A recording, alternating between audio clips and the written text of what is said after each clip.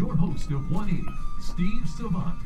Well, welcome everyone. I'm Steve Savant. We're broadcasting live from the heart of Phoenix, Arizona on KXXT Family Values Radio. And I also want to welcome our online audience on YouTube, Facebook, Instagram, Twitter, and LinkedIn. And I want to give a big shout out to Beyond Fear to Freedom, one of the best Christ-centered fellowships that provide a safe and loving community for women in recovery. Just go out and check their website at beyondfeartofreedom.org and become a subscribed tribe member. So if you're not in the Phoenix area and you still want to hear and see everything they're doing, every week they put out excellent podcasts, and I have to say I get to be the critic on the side for them, and they rarely miss the ball. So I really want to exhort you to check them out. And if you want to write me, my email address to the show is steve@180uturn.com. That's steve@180youturn.com. And again, I love your scriptures and your admonitions. And yes, I'm trying to. Hey, listen, I haven't dropped any metaphors in a long time, so yes, I've cleaned up my act a bit. Today and all this week, we're doing Johnny Brici. Welcome to the show, Johnny. Thank you for having me. Johnny's story is unique in itself, just because of the Eastern European issue in the first show. You say, Steve, what are you talking about? Go out to our show online, watch it in order, Monday through Friday show, so you get the full idea and the chronology of the story, and you'll have a greater appreciation for it. Well, when we left yesterday's show, we're heading into, I mean, you know, I keep thinking, well, it can't get worse. You know, you had 2 overdoses. That should have woken you out of your stupor, but it doesn't. No, not at all. I'm in shock, to be very honest. Okay, so God is not real. Yeah. Hasn't done you any favors. Nope. Serious suffering in the world. Yep. And he doesn't talk to you. Nope. But the devil does. That's the odd thing. I don't believe in God. This is like me in maximum security in the Flamingo unit 2 years ago. Maximum security, criminally insane. And the shrink comes up to me and says, I don't believe in God, Steve, but I do believe in the devil. Now what? Okay, fine. So talk to me a little bit about this, you know, because now we're going to go on a hunt now. This whole episode today is search for God. And try to find God in all the wrong places, all the wrong religions. I mean, I'll give you this. A man at your level trying to find out the truth, and you're willing, right, to burn through every major religion to find it. To me, that's kind of a good thing. Okay. All right, so tell me, let's start your journey. So okay, that 10-year period of addiction, I ended up coming to the conclusion that I'm always going to be an addict. It's a disease. This is going to be my life. And then I went to Suboxone. Then I was doing pills on the side, and then I found out about methadone. I ended up going to a methadone clinic where it's pretty much for heroin addicts or anybody kind of addicted to anything. And I started talking to a counselor over there. He started telling me that this is your life, this is how it's going to be, you know, you just got to deal with it, you know. And I just says, okay, this is going to be my life. I'm going to be I'm never going to have joy. I'm never going to have anything. I'm always going to be an addict. I was like, this is terrible. Well, let me just stop you there, Johnny. I've been in prison 16 years. You have been with the ministries that deal with people on dope, and I have secular people that are out of touch and telling me that this not only is it a disease, now it's supposed to be a science, but forget that for a second, that you'll never be anything but this. Once you get hooked, you're on it forever. I know hundreds of people out of jail. You know people. This is so not true. Very not true. Very not true. So if you hear some clinician come to you and say, hey, listen, I'm sorry, but you're basically damned for life. You know, can't do anything about it. It's so not true. And I got too many people in detox and rehab. So does Johnny and his ministry.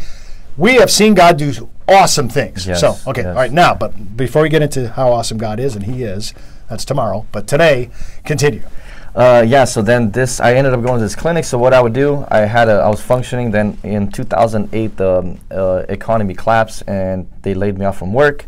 And then I was like, okay, what can I do? Because I was always handy with my hands, you know. And then I got a job. I was like, man, I just want to paint cars, learn how to do cars. So I got a job at a body shop. So then I ended up just advancing to the top level in that body shop.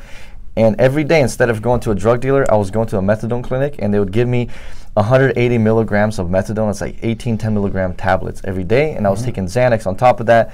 So I would go to, you know, it kept you high from morning to night. Just to explain it, like I would do heroin, but heroin I wouldn't stay as high. I would need it a lot. So methadone and Xanax mixed together, it just kept me high, and it did a thing for me. So then I'm going to this clinic, and I was going to the clinic knowing that this is the way my life is going to be. There's no good of it. At the time, I'm not believing in God. You know, I destroyed everything. I got in trouble with the law. You know, they towed my car. I got a DUI. I had to go do diversion classes. I had to pay $10,000. Every time the cops were always after me, I ran from the cops on foot. I just started having a lot of problems with the law. And, you know, I got a lot of trouble. My record was bad. License was suspended. I'm just having a lot of issues. So then I'm going to this methadone clinic. And as I'm going to this clinic, I am, trying to figure out life. What do I want from life? What's going on? Because I was like, I know, they're telling me I'm an addict. I know I'm an addict. Everything I do, I destroy my life. I lose everything. I steal. I'm a bad person. You know, I do not want to bring pain and suffering to somebody else. So I was like, I'm not going to get married, because if I get married and let's say I have a child, I'm going to hurt my wife. I'm going to hurt my kid. I will not do that. I'm an addict. I know I'm bad. I know I'm just a terrible person. I don't want to do this to nobody else. And that's when I started having thoughts, and I was going to the clinic doing this. I was getting all the drugs from the methadone clinic. So for example, like, what's the point? What's the point of life? Okay, I got my drugs. I'm high all the time. Then what? You know, I'm high all day. You know.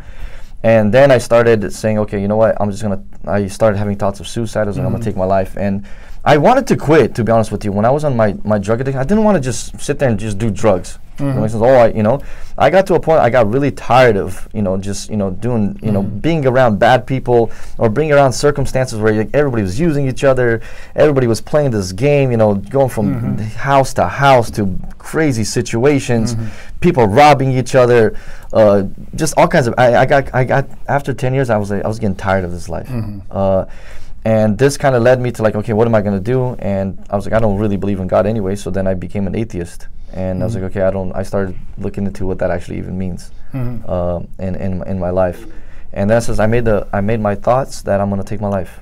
So, and if you're an atheist and you off yourself, there's no issue anyways, because if there's no God. Yeah, so I believe like in the way, you know, from my understanding, looking at it, it's like if I'm an atheist, I don't believe in nothing. And if I don't believe in nothing, then I shouldn't have a feeling behind what I feel. So I shouldn't feel like, for example, if I take my life, I shouldn't even be scared about it. Right. I should just do it because I have no feeling. There's no consequence. There's no judgment. There's nothing. You just go so for example, like, I was just thinking like you take a pen and you throw a pen. The pen, what's it going to do? It's just a pen. You know, it's not going to do anything. So I was like, if I truly believe in atheism, then I should not have fear of death. I should not have fear of nothing. I shouldn't have the feelings that I'm having right now. So I started making decisions. Okay, I'm gonna take my life. All right, now, but before you start, you're there now, and you're just looking for the time and when and how it's going to happen, and you have a small diversion here because you start going down to, you know, I'm going to tour, basically, you're going to tour the major religions of the world. Yeah, so what took place, okay, I was like, I don't believe in God, I don't believe in nothing, so I made the plans to, you know, take my life. And then I says, okay, before I go and commit this act, you know, like, let me go see if there's some other religion exists, just to be safe. Yeah, just in case. Hedge your bet. Yeah. And then 9/11 hit. Yeah. So then I remember when I was a sophomore in high school, and when I was a sophomore in high school, I remember September 11 happened, and I remember where the teacher sat us down and, you know, started talking to us. I remember seeing the Twin Towers come down. I remember seeing the Pentagon, and I was like, I saw those the Muslims, and I saw those men, what they did, you know, and I was like, man, those men must have a real God, because why would you die for something? Right. Nobody does that. So then I was like, man, Islam must be a real religion. Those guys are so radical for Islam that they're willing to die. I was like, I'm gonna go try Islam. So then I went. I was working at the time. I was going to a methadone clinic. I took the Koran, and I started skimming through the Koran. I started reading through it. I started studying it, and I did this for about 30 days, you know. And I was like, okay, well, enough is enough. I got on my knees and I prayed. And I says, Allah, I don't know who you are, but if you're the real God and those men, what they did and they served you and everything is real about you, show me that you exist. And if you show me that you exist, I will worship you. I will give my life to you. I will go and do more than those men on September 11 did. I'm ready. More than them. More than that. Wow. If you're real, why wouldn't it be worth it if he's real? I was thinking in my mind. I mean, you are all in personality. I mean, oh my goodness. So I said, if you're real, I will do more than them, because you're real. You exist. And so then after I made this prayer, what took place is, of course, nothing happened. And then I kind of put him aside. I says, Allah is not real. It's all fake. It's all, you know, just some kind of some fantasy that people believe in, you know. And I put him aside. So I was like, okay. I kind of knocked that out. I was like, okay. And then I remember learning about Hinduism a little bit. And I know that Hindus have a God for everything. I mean, the place is a potpourri. I mean, I mean, Johnny, I mean, he's like, hey, man, I mean, a couple thousand gods here. Yeah, so I was like, they have to have one. They have to have one that he can solve my problems. They have to have one that exists. So I was like, okay, they have one. If you want to make some money for business, they have one. If you're depressed, they have one. If you want this, they have one. So I was like, maybe there's one Hindu god out there that could reveal himself to me, and then I will dedicate my life to this Hindu god. So then I got on my knees and I prayed, like, to all the Hindu gods out there, if one of you exists. Well, that must have been the longest prayer meeting of your life. I mean, all these guys, right? Yeah. So did you ever decide on one? No, I just said to all of them because there were so many. Kind of a blanket like a prayer. general, yeah. And I was hoping that one of them would open up themselves to me, reveal themselves to me. I have to say, Johnny, you're blowing my mind. I love we're doing the tour of world religions, and now we get stuck in Hinduism, where I might have to be here for a little while. I mean, those are a lot of gods. To me, I don't mean to make light of it, but to me, that is the thing. There has to be one superior God that made all gods. Yeah. There has to be a Lord of lords. Amen. There has to be a King of kings. That's right. Right? Yes. To me, yes. that even my logic won't allow anything else but that. Even if I was an unbeliever, I wouldn't be able to go down any farther than that. Well, listen, we come back, we're going to continue in this awesome story of Johnny Brici, and when we do come back, we're going to pick it up and talk about the last half of the show, which I'm so sorry to say is just going to get worse. We'll be right back.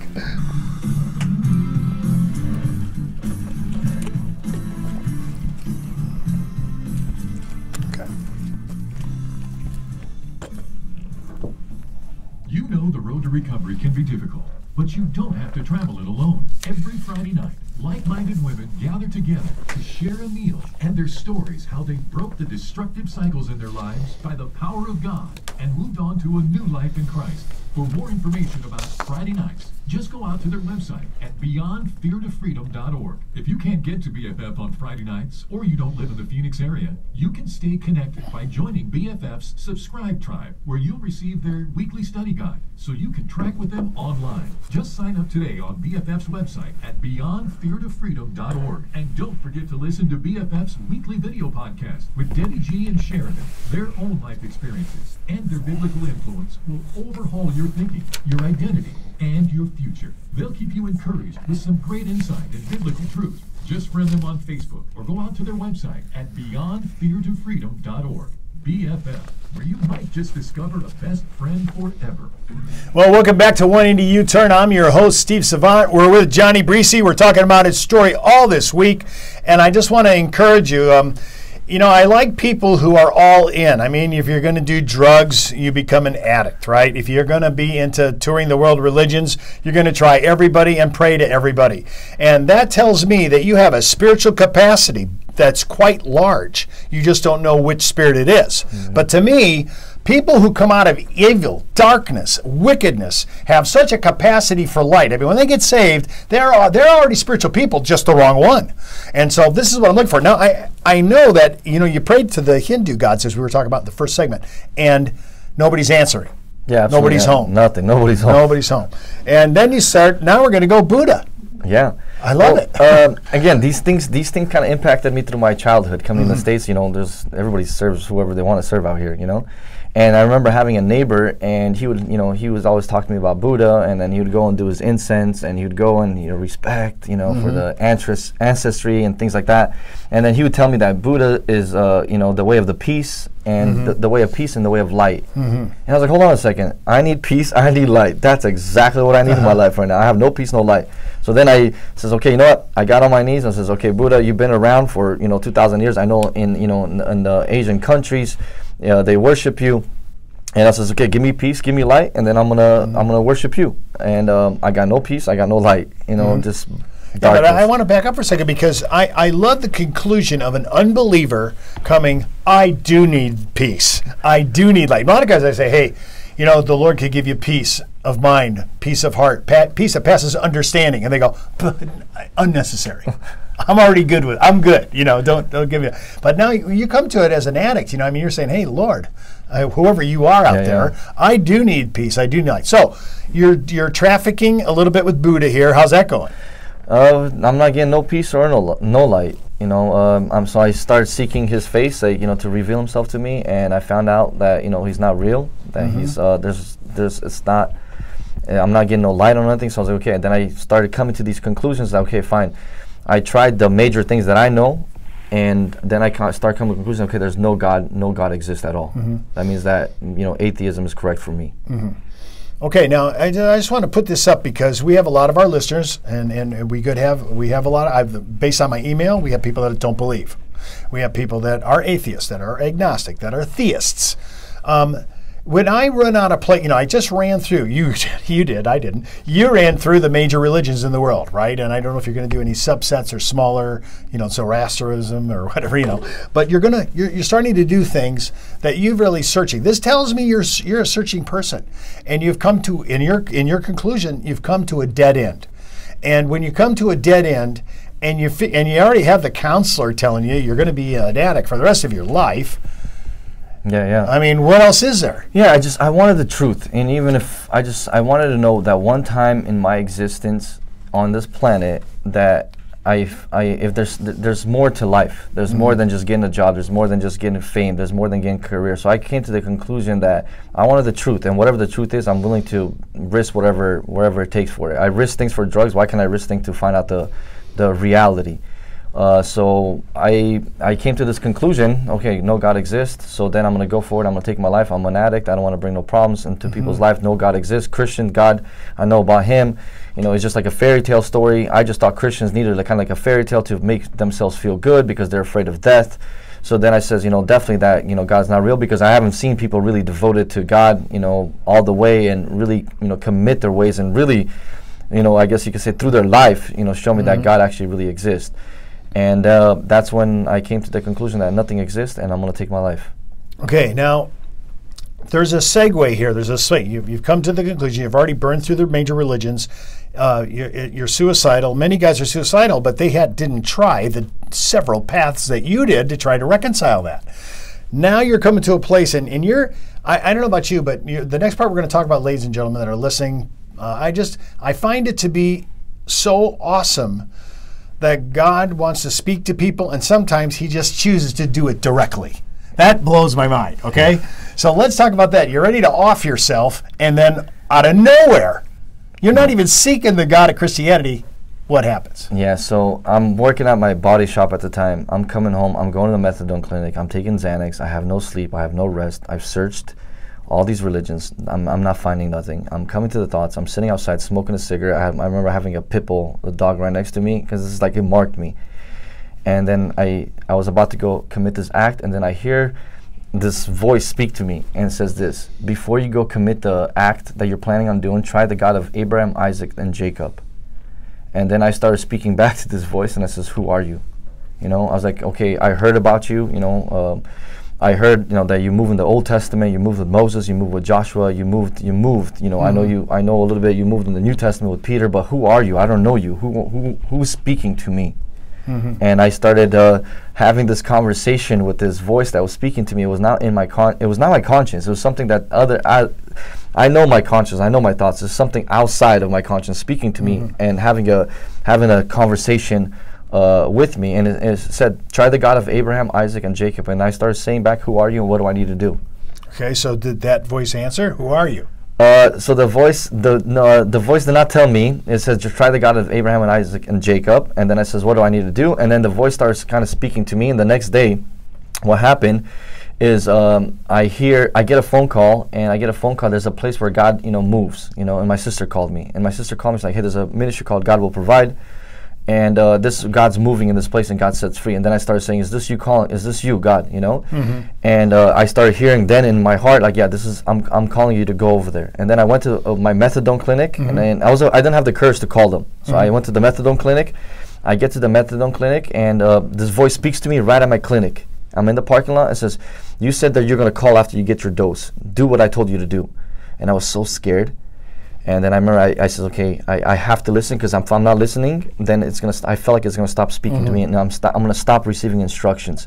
Then what took place? I was driving. I was actually on Stark and 148th in Portland, on the road, and I made a phone call, and I says, hey, who are you guys? To this ministry. I had to do what the voice was speaking to me to do, and then he kind of told me a little bit about what they do. And then I was like, okay, I did my phone call. What do I do next? You know, and then as I'm going, I get to my shop. I was working, and then this voice speaks to me like, you know, quit your job. And then I had to quit my job to go to this God Will Provide ministry at the time. And was that located up there? That was, yeah, I was located up there, up in Portland. And then what took place, so I don't want to go tell my boss that I'm quitting, because he always helped me, he always gave me advance, he was nice to me, because he, you know, in my drug addiction. And did he know you had a drug addiction? No, I was pretty good at covering it, but he knew something was wrong, but he didn't know what was wrong. You know, he'd always give me advance. You know, my advance was for my drugs. And then I'm sitting there, and I'm sitting by the office, and you know, we had a little restroom, and I'm just kind of pacing back and forth over there, and I'm hearing, and if I don't quit my job, I'm not going to receive the next instructions. So then I sat down. Okay, well, let me stop you there though. But so you're buying this voice? Oh yeah. I mean, you're buying it. Now, why are you buying it? Because it's speaking to me so clearly. I'm having a conversation the way I'm having a conversation with you. Just so that everybody can hear this, believer and non-believer, how clearly do you think God speaks to you now as a Christian? Very clear. Okay, and you had no clarity until this happened. No. Okay, so this is an illuminating moment here, and you're good with this voice. Yeah. And are you sure it's God, or this is just some helper? I'm 100% sure it's from God. Okay, and the Christian God. Yes. Okay, so if I may graduate you a little bit here, this is the Holy Spirit coming to you. Exactly. I mean, right? I mean, he's speaking to you. Exactly. I mean, how many people get the consistent speaking? So, and by the way, I love what you said. Everybody says, well, I just don't know why God stopped speaking to you. Well, you didn't obey the first three things that he said to you, right? Yeah. And you were doing it as it came up. Yeah. You're doing it, and you said, man, I got to quit. Yeah. I can't explain how, but inside my heart, I knew that if I do not listen, it will stop. And I knew that I had to be obedient to the instructions I was receiving, because there was something special that was going on. Something was happening. I did not want to miss the chance and opportunity, and I had nothing to lose anyway. I tried everything else. So this voice is giving me instruction, and I'm knowing, and it's the things that are speaking to me is breaking me down. It's breaking me to the core. I'm weeping. I'm crying. You're emotional. Very emotional. Very. And I like the thing, I just want to exhort all of us. If the Lord is speaking to you, I just want to give you an exhortation to turn on the dime obedience. Whatever he says, do it. The moment you hesitate, and listen, I'll talk myself out of it, I'll put it off, and I do it all the time. But if I can turn on a dime obedience and believe him in the moment, I can tell you, he'll talk even the more. Yeah. The more obedience, he'll give you your next instruction. Yeah. I love all that. Yeah, absolutely. So then I sit there. I'm instructed to quit my job and leave everything, you know. And while I'm going through this, I asked a question to this voice that was speaking. I was like, how do I enter your kingdom? How do I get into your kingdom? And then I hear back to me, says, sell everything and come after me, you know. So then I went. I quit my. Let me stop you there. Did you know the Bible verse for that, or no? No. No. So okay, so you're hearing an instruction from the Lord, which, by the way, has a biblical counterpart, but you don't know that. Yeah, no, yeah. All right, go ahead. I find out, but yeah. Well, I find that astonishing, actually. So it's like sell everything and come after me, you know. So then I quit my job, and then I remember at my body shop, I had a nice Snap-on toolbox with like $10,000 worth of tools, you know, at the time. Like I finally got up there. And I had an apartment, I had a car, I had everything kind of for society. Like I was functioning, I was doing good, you know. But at the same time, just going to that methadone clinic. And then I'm walking out of the shop, and everybody in my shop, all my coworkers, they're looking at me like I'm crazy. They got these big eyes, but I'm hearing this voice, and it's saying, "Finally, follow my voice. You're finally doing the right thing." And I just followed this gentle voice. And quit your job. Quit my job. Sold everything you had. Sold everything. My apartment, I gave everything away. My roommate's like, "What are you gonna do?" I was like, "You can have it all. I don't need nothing." I love everybody that's all in. I love all in people. Listen, if you haven't got anything to do Friday night, go check out BFF's meeting at 5:30 for food fellowship, and childcare is provided, and some of the best sharing you'll ever hear when they break out of their meetings. And I just exhort you, if you're having problems that you're going through dope things like we've mentioned here, please check them out. So until next time, I'm Steve Savant, and remember, no one's outside the reach of God. No, not one.